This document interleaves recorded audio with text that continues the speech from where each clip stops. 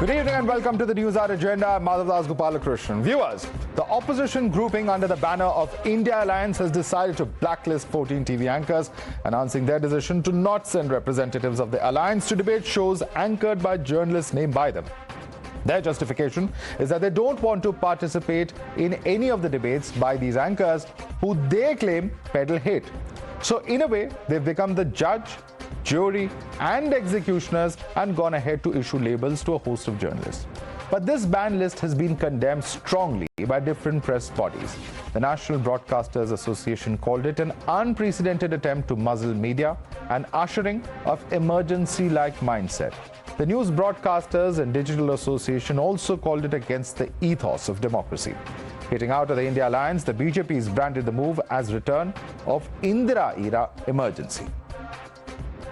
वे कुछ लोग जो भाजपा के मीडिया सेल के व्हाट्सएप ग्रुप में हैं, पीएमओ के व्हाट्सएप ग्रुप में हैं और दिन रात देश में नफरत फैलाने का काम कर रहे हैं। नफरत फैलाना आईपीसी सेक्शन 153 के अनुसार एक जुर्म है।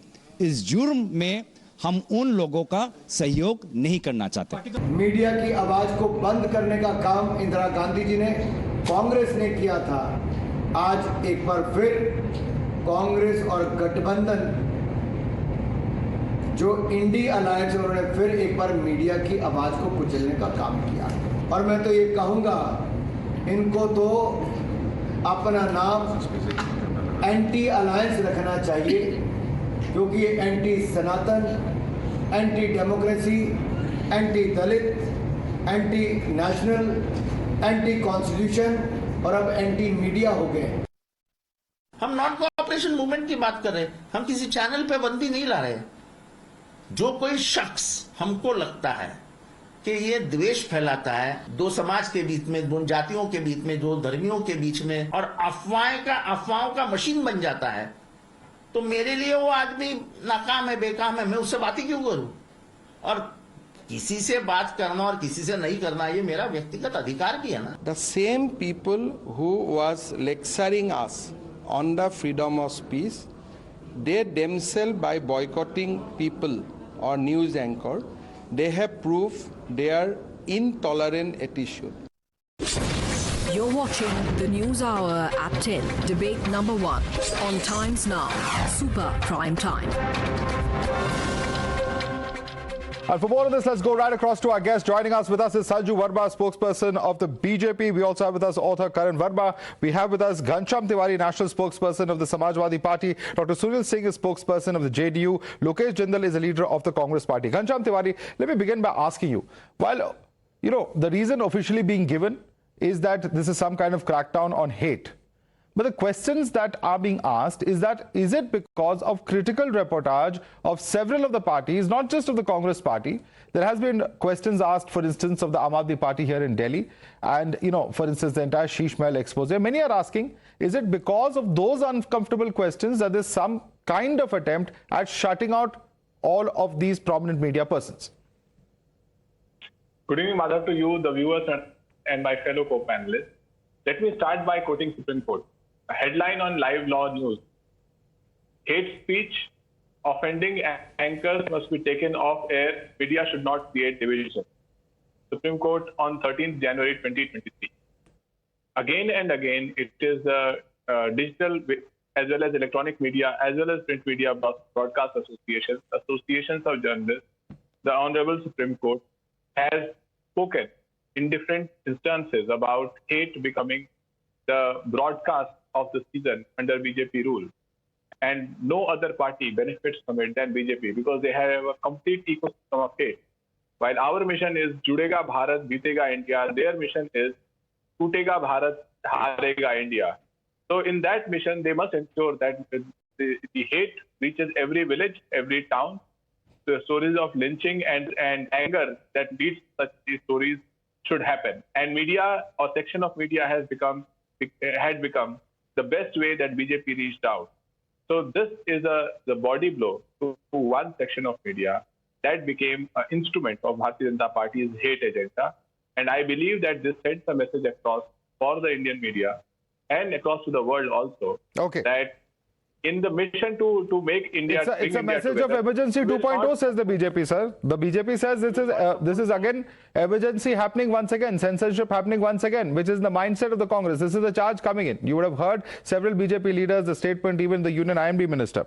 How do you respond to that? Well, if BJP talks about emergency 2.0, they have made our democracy, the largest democracy in the world, a laughing stock by not putting out a decent agenda for an upcoming session of special session of parliament. They do not believe in democracy. They cheer every agenda of hate that comes, right from the level of prime minister to the level of home minister to the level of their spokesperson. Ghanshyam. So they can say whatever they want to say. Ghanshyam, we're talking in the context of media freedom here. So, I mean, surely you're not saying that because the BJP doesn't put out the parliamentary agenda, we're going to ban anchors. I mean, that doesn't make sense. I'm not saying that. I'm saying you're quoting BJP's emergency 2.0. Yeah, emergency in the context of media curtailment, media freedom. This is the credentials of BJP in the context of democracy. That is why I quoted the special session of parliament. Okay. BJP Okay. Sanju Verma, your party is not democratic. You do not believe in democracy. This is the charge coming in from the SP spokesperson. And in fact, in this particular case, also saying that hate benefits the BJP. This is the charge coming in from him. How do you respond to these two charges? Okay. And Madhav, I would just request you to please kindly read out my correct designation, which is national spokesperson, not just spokesperson. Okay. Please go ahead. I've done a zillion debates on your show, and I'm sure you know that. Thank you. Ghanshyam Tiwari's one statement caught my attention. Can you hear me? Because there's a lot of echo on the audio. Go ahead. We can hear you. We can hear you clearly. Go ahead. Okay.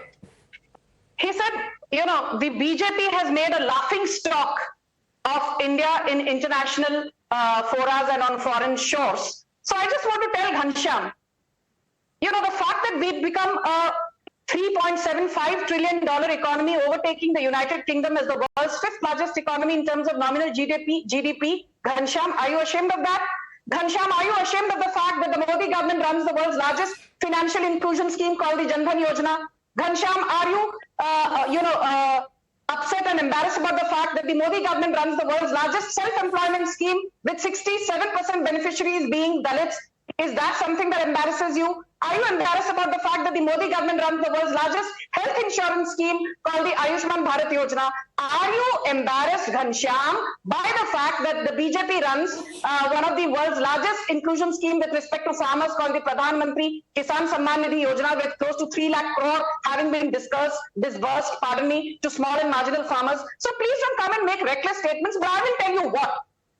In May 2024, Bhavna Kishore, a Times Now reporter, was arrested in Punjab for doing what? Suo moto arrest by the Kejriwal dispensation led by Bhagwant Mann in Punjab, simply because she was doing her job. Point number 2, if you recall, somewhere in 2014-2015, there was this famous incident where a reporter came up to your Karta Dharta Akhilesh Yadav. This was post the Badao gang rape of those two sisters. And she asked Akhilesh Yadav, what do you have to say on the deteriorating law and order situation? The Badao gang rape is horrific. What was Akhilesh Yadav's retort to this female journalist? He said, आपके साथ तो नहीं हुआ ना, आप तो ठीक है ना, तो फिर आपको इतनी चिंता क्यों है? So this is the kind of discourse that Akhilesh Yadav has engaged in. And don't forget, prior to the recent assembly elections in 2022, what did he tell? हाँ, प्रधानमंत्री इतनी बार वाराणसी आते हैं, बहुत अच्छी बात है. जिंदगी के अंतिम समय में जितना समय वाराणसी में बिताओगे उतना सेहत के लिए अच्छा है. So Ghanshyam, don't sit here and give me a lecture on morality. Okay. But I will talk on the moot point of today's debate, that is press freedom. I just have this to say. Madhav, whether we like it or not, the fact is Prime Minister Narendra Modi is the most publicly trolled leader for no good reason. We have never told a channel कि भाई प्रधानमंत्री के बारे में ये दिखाइए या ये ना दिखाइए, इस प्रवक्ता को बुलाइए या उस प्रवक्ता को ना बुलाइए, ये एजेंडा चलाइए या वो एजेंडा ना चलाइए. I just want to ask the Congress, you've today taken out this list of 14. I believe that initially there were 34 journalists. For some good reason, they whittled it down to 14. So maybe 20 more are still in the offing who are likely to be ostracized by the ... alliance. Let me come in. But I just want to ask one thing, Madhav. I just want to ask one thing. In 1970, 29th August 1970, Indira Gandhi banned the BBC and asked Robson in less than 24 hours पूरा अपना setup बंद करो and he be deported to the United Kingdom. She did that in 1975 again when Mark Tully was given less than 24 hours to simply scoot away to the United Kingdom. So I think the Congress sitting here and talking about press freedom is like, you know, one thief endorsing the other. You've cited what has happened in the 70s, and certainly a lot has happened. 50 years later, it's unfortunate that we're still debating these issues, but unfortunately, the allegation is just that it's emergency 2.0. And let me bring some recent examples, Lokesh Jindal, and you can respond to these, because this is really what, is being spoken about. Not just the Congress, but the TMC, several other political parties who are part of the opposition alliance, often speak of the freedom of speech and how it's being curtailed under the Modi government. Let me give you two examples. Here you have Pawan Khera in 2019, who strongly denounced the IT rules. He called it a covert attack on free speech and disturbing censorship.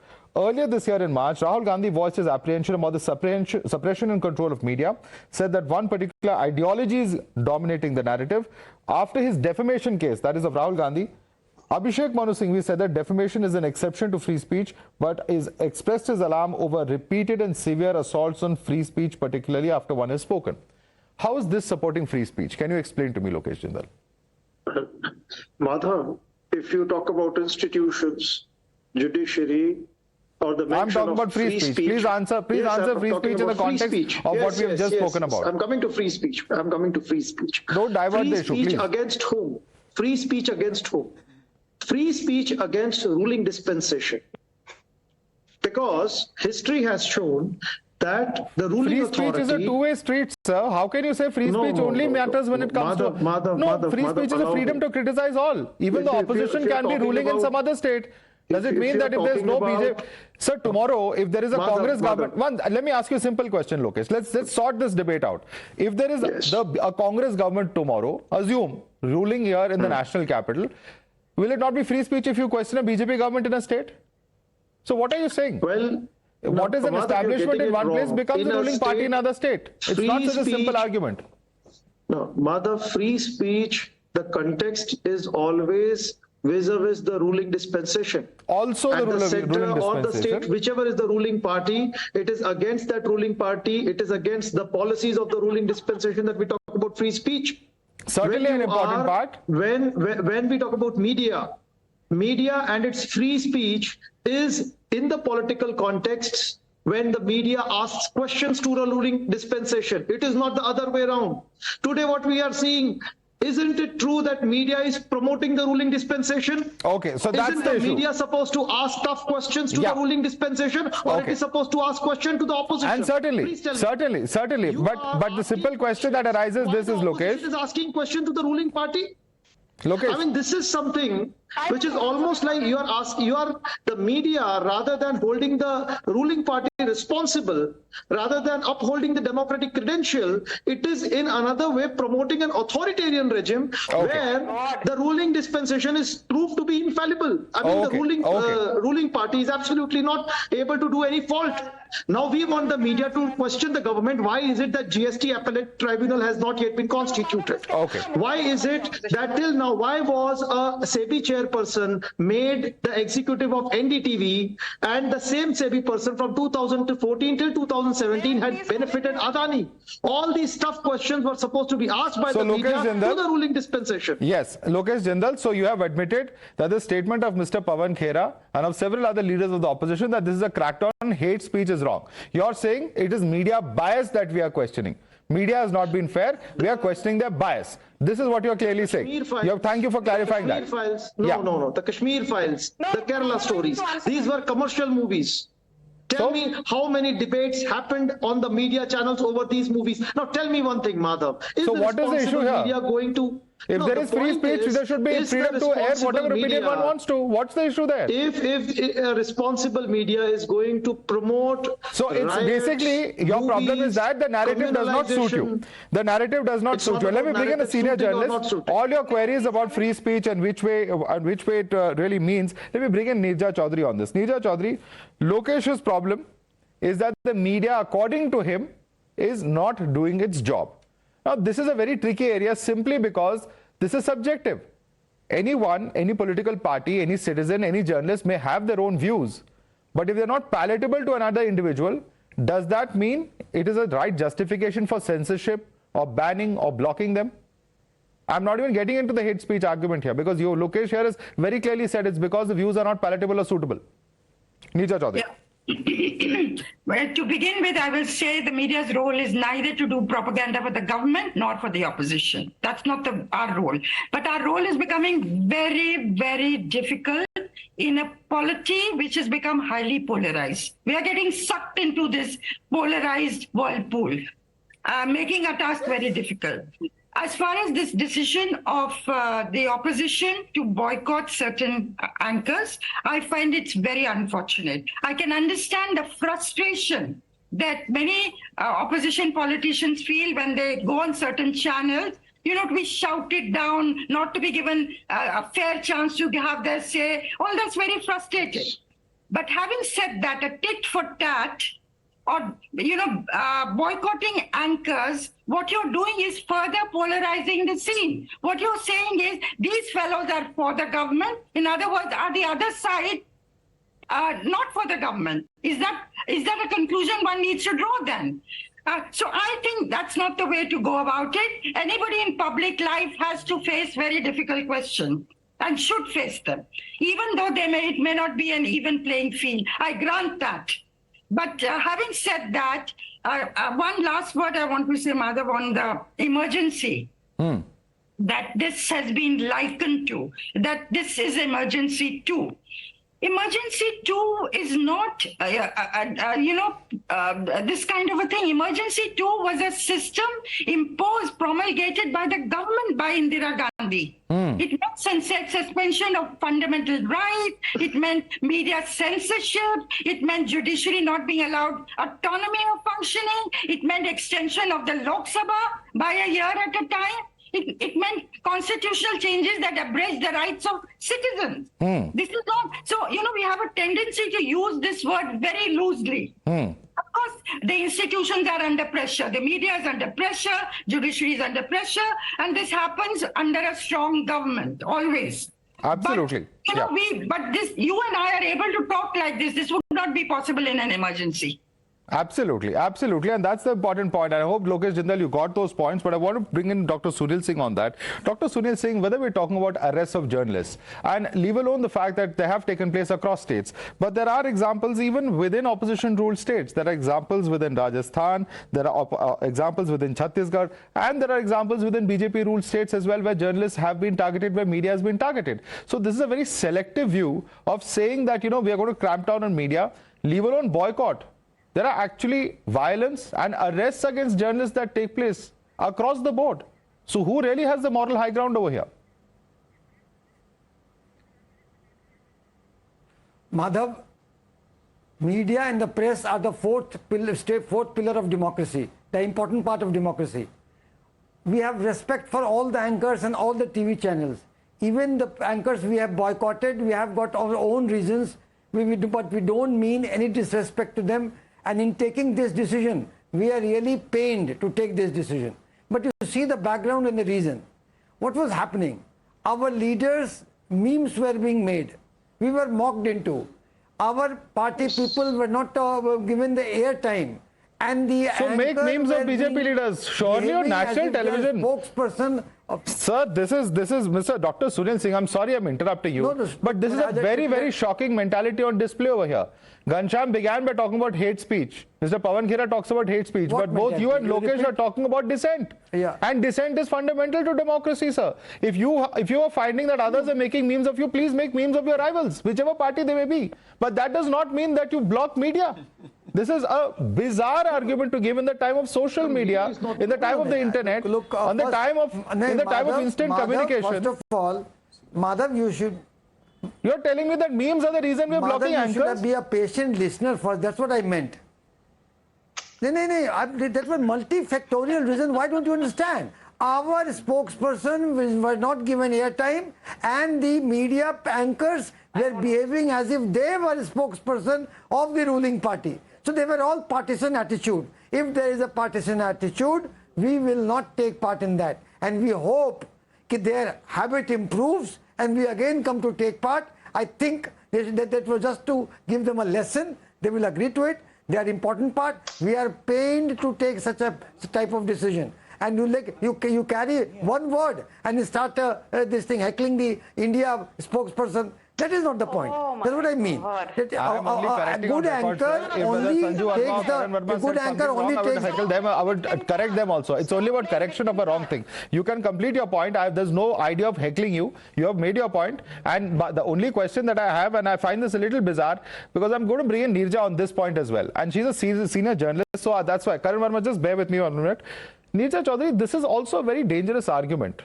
I can understand his argument if he feels that enough time is not given. But to say that memes are being made, we are being ridiculed, we are being mocked, one cannot put one's own failures on the media.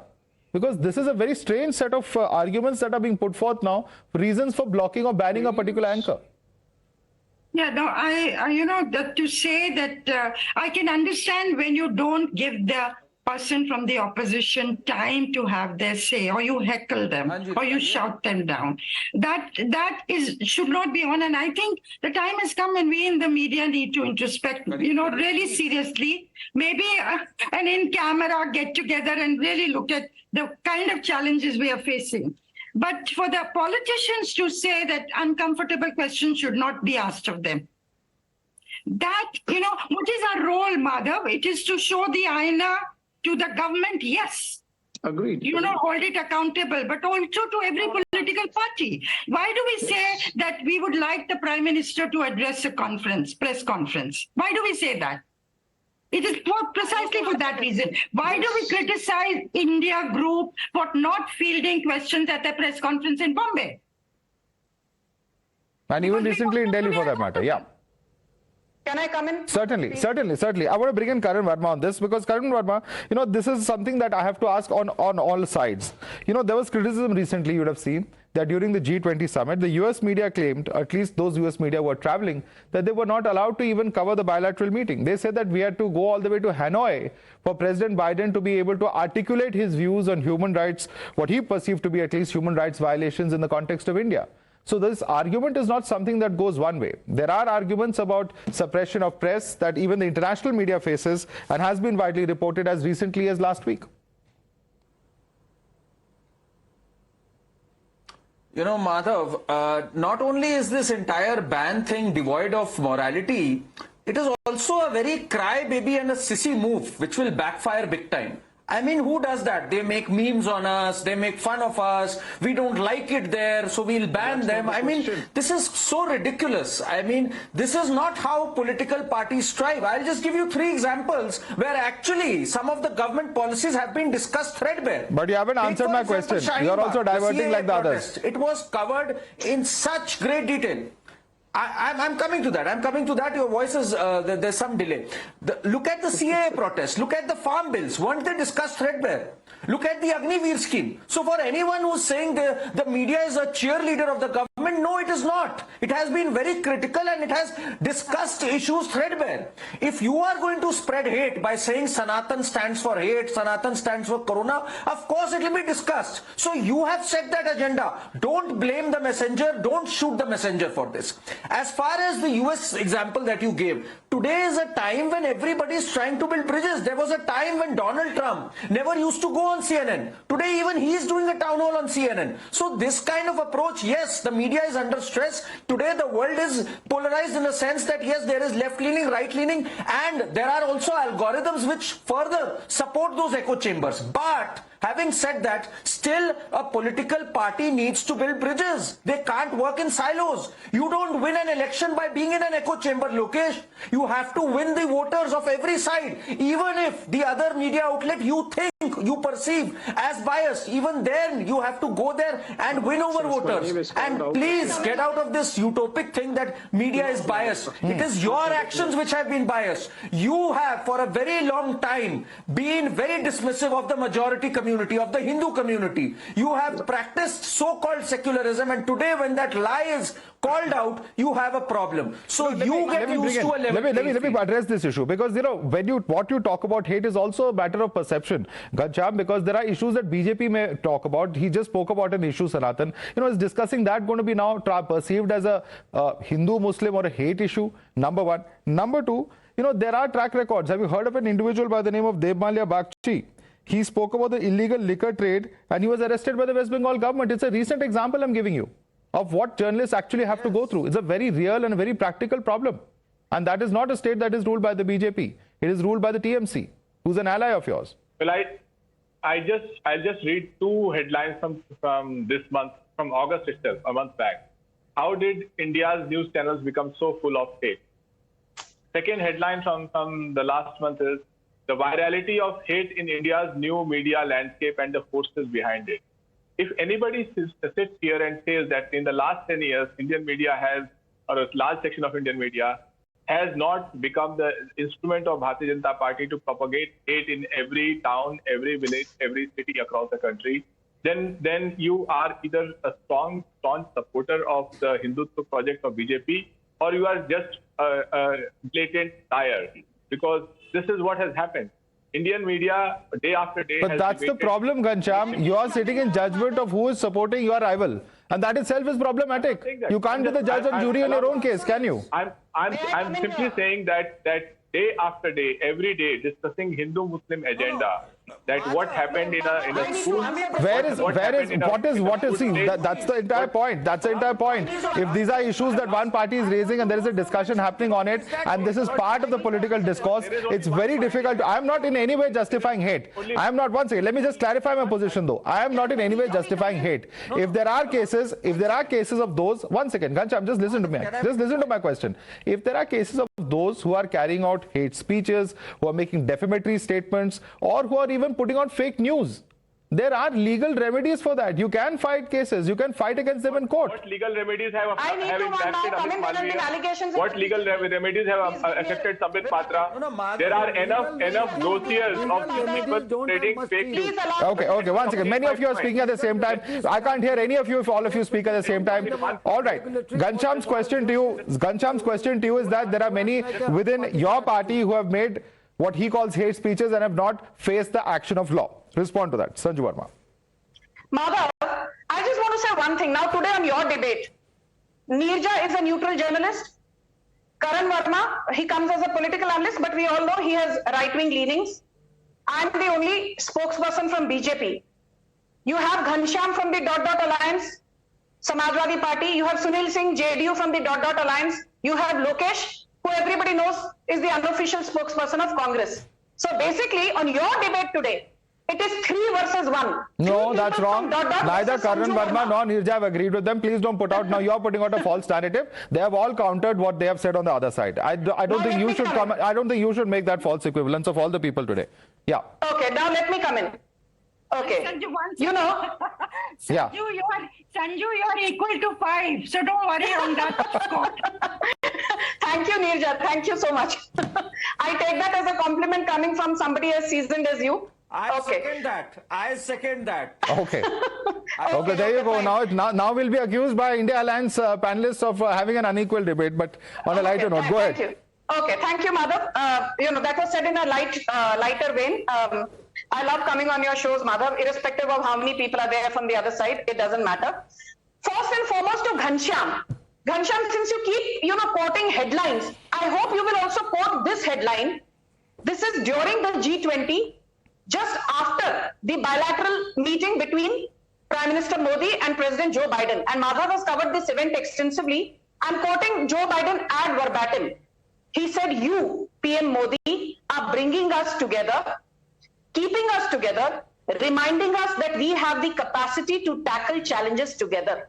This is the President of the United States talking about Narendra Modi, the Prime Minister of the world's largest democracy. Point number 1. Point number 2. I want to just expose the Congress and I will take 30 seconds.